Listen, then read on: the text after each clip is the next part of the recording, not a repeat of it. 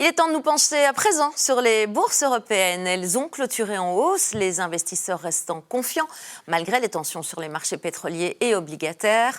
Le rendement de l'emprunt d'État français à 10 ans a notamment atteint 4%, une première depuis 2009. Sur Euronext Bruxelles, Melexis a profité de la hausse du secteur des semi-conducteurs. Orindis Bankup a rebondi après sa chute de ces 3 dernières séances. À l'opposé, Azelis n'a pas profité de la tendance favorable et a fini en queue du Bel 20. Spadel a subi des prises de bénéfices alors que le titre affiche toujours un regain de 66% depuis le début de l'année.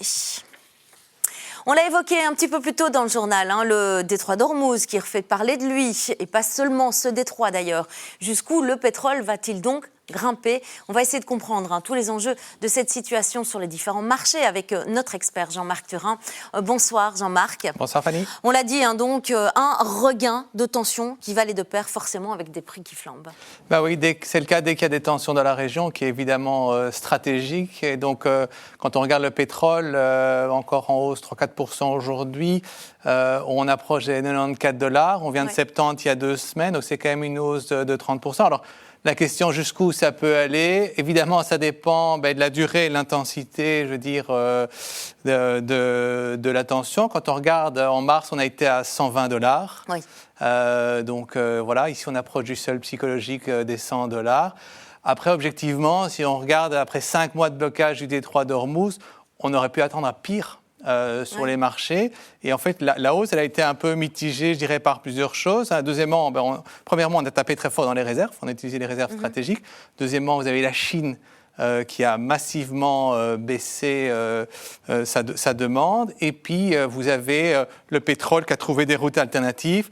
Évidemment, maintenant, si jamais certaines routes alternatives sont aussi problématiques, ça devient compliqué. Et puis, je dirais, il n'y a pas que le pétrole. Quand on regarde le gaz, il a monté de plus que 50% en un mois, à un moment où en Europe, on sait que les stocks sont relativement bas, on est aux alentours de 54%, c'est 20% en dessous de la moyenne des 5 dernières années à cette période de l'année. Alors, il y a quelque chose d'étonnant qui s'explique forcément, mais comment expliquer un calme apparent du côté du marché des actions, Jean-Marc?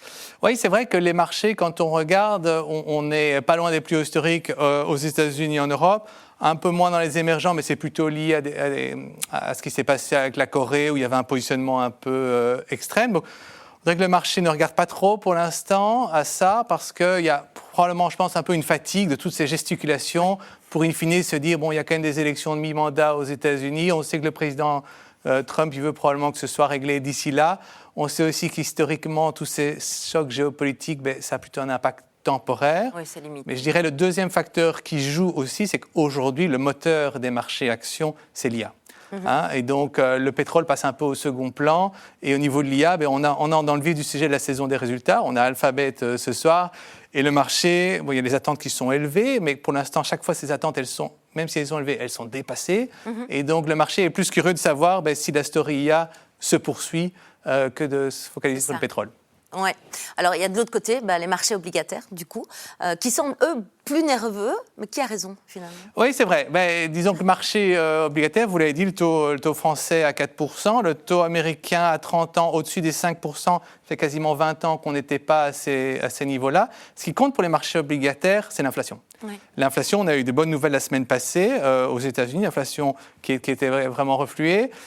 C'est clair que si jamais les tensions sur le pétrole font que le prix du pétrole reste élevé longtemps, ça remet un peu en cause ce scénario d'amélioration sur l'inflation. Si c'est court terme, ça va. Si ça dure un peu trop, c'est pas bon parce que ça peut amener les banques centrales à changer leur fusil d'épaule. On a déjà eu une première hausse de taux en Europe par la BCE.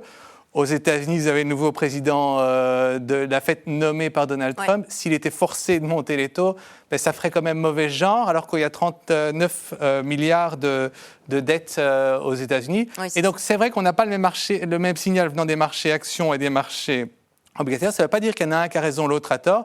C'est probablement que les deux n'ont pas le même horizon de temps. Marché obligataire, il donne un signal. Et pour les marchés actions, c'est seulement si les taux restent élevés trop longtemps que ça devient problématique. D'accord. Alors, Donald Trump, il est sur tous les fronts. On l'a vu aussi dans le journal. Il vient de faire une annonce assez choc pour le secteur pharmaceutique, puisque ça concerne les médicaments génériques. Qu'est-ce qu'on peut en dire ?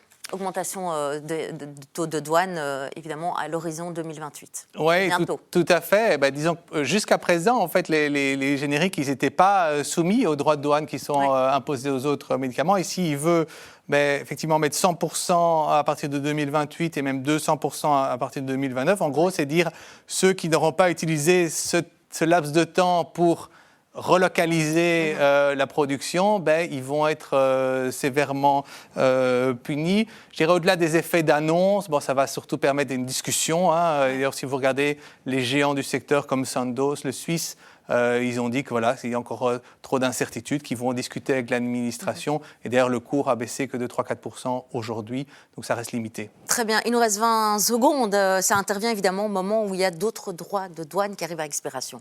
Oui, les droits de douane qui avaient été retoqués par la Cour suprême en février. Il a trouvé une parade qui vaut jusqu'à ce vendredi, donc ce n'est pas étonnant que ça revienne à ce moment-ci. Après, c'est vrai que si on veut s'occuper des cartes rouges à la Coupe du Monde de foot, de la guerre en Iran et en même temps des droits de douane, le risque c'est de tout faire n'importe comment. Merci Jean-Marc Turin pour votre analyse précieuse ce soir et à tout bientôt. C'était le Trends des marchés en ce mercredi 22 juillet.